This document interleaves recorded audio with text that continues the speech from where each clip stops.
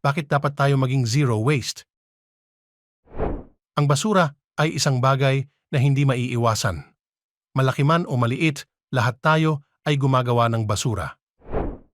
Bawat taon, nakakalikom tayo ng halos 380 milyon na toneladang basura na plastik sa buong mundo.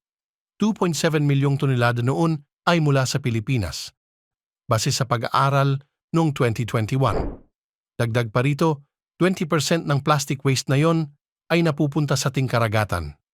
Karamihan sa mga yon ay mga single-use plastic.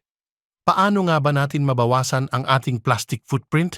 Ilan lamang to sa mga maaari nating gawin upang makabawas sa plastic waste. Paggamit at pagdala ng reusable bottles imbis na bumili ng tubig sa labas. Ugaliing magdala ng sariling reusable na kubyertos para makaiwas sa basura. Isa pa sa malaking contributor ay ang plastic bags. Ugaliing magdala ng reusable bags pag namamalengke.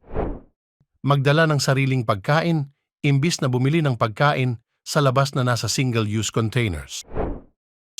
Pangkaraniwan man ito sa paningin, ngunit ito ay mahalagang panimula. Kasi kung hindi natin aaksyon ang problemang ngayon, kailan pa?